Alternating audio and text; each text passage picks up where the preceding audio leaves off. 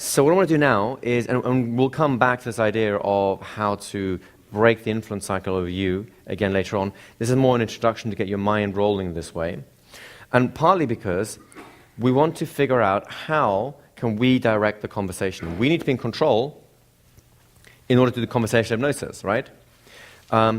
We all know, that, again, the stereotypical salesperson that goes, yada, yada, chat, chat, chat, chat, chat, chat, chat, chat, chat, chewing your ear off, question, maybe, chat, chat, chat, chat, chat, yeah, I guess, chat, chat, chat, chat, right? You're not in charge of that interaction or that conversation. How are you going to introduce yourself in a way that you can maintain the contact so you can actually introduce your dream machine over here so that when the objections arise, you have the space to destroy the objections and so on? Wouldn't that be interesting? Believe it or not, you have the essence of it in terms of what you just did. How did the transaction change when instead of being, so we say, socially compliant, so they are running the frame, they're asking the questions, they're asking for the favors and so on, you changed the frame yourself. In other words, you had a broken record, or you set your own conditions, like a pre-frame, before you engage and so on.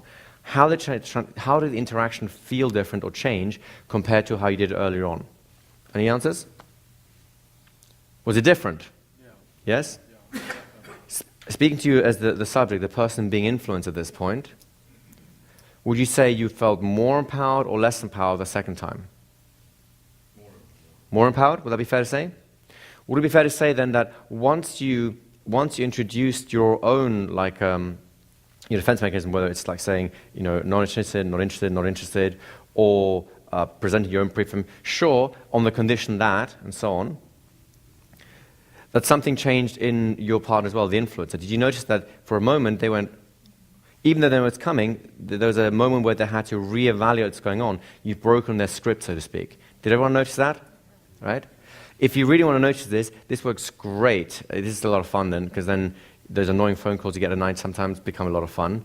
The telesales people that call you up, I like to think of them as practice fodder. Right? Because they're going to annoy you one way or the other. So, if you haven't got time, fine, just hang up, it's all good.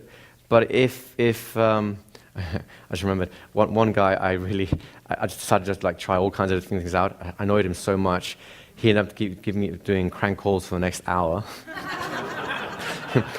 He'd call, do some heavy breathing, and I knew exactly what it was, the timing wasn't exactly like that distance. So rather than engaging, back to the whole idea of the broken record, hello, wait, I get it. I didn't say anything, click. Hello, wait, click. I figured eventually he's going to get bored, and he did.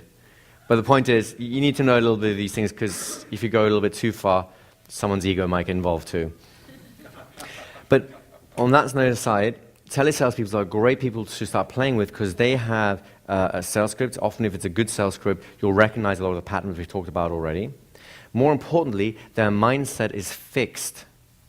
Because they are stuck on a script, they cannot interact properly. The good ones will dissect the scripts and know how to feed back into it smoothly and conversationally. But most people don't stick around long enough to get good. All they can do is read. And when you ask a question, say, oh, hold on a second, a few minutes ago you said this. Could you tell me that? Could you remind me about that again? And I'll go, well, no, actually, so what I wanted to say was this. No, but you told me about this. That's very interesting. Tell me more about that. And they'll go, but so and they'll try to get back onto their broken record constantly. See how often you can interrupt them until they kind of give up. They will give up, by the way, eventually. They'll go, have a nice day, sir. Click. And the reason for this is because in order to direct a conversation, you need to be able to direct it. In order to direct it, when you're not in charge of it, you have to be able to interrupt it. Does that make sense? Yeah. A moment ago, you practiced interrupting a conversation, didn't you? Yeah. It was a more hardline interrupt because we're basically showing you how to not be caught in a social construct. But what if you are in that social contract? It's appropriate to be in that, whether it's a business meeting or you're talking to your kids and so on. You don't want to break the social contract at that point, but you still need to be in charge of the interaction. What do you do then? Isn't that an interesting question to ask? This is where interruptions become important. But doing them elegantly is also important, because when you interrupt, you run the risk of, when I say being rude, I don't mean just violating the social contract. You could harm someone's self-esteem, and then their self-defense mechanisms flare, and that's where the problems occur. The problem is not the interruption.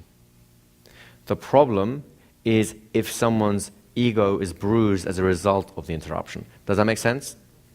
You've been interrupted 1,000 times and haven't cared. Some people are more robust than others, so they can be interrupted more robustly than others, and they won't care. So the skill then is, how do we stop interrupting people and make it smooth, make it elegant, so that people will just let you do it. It's just a natural part of the conversation, and then realize that they've handed over the reins. Wouldn't that be interesting?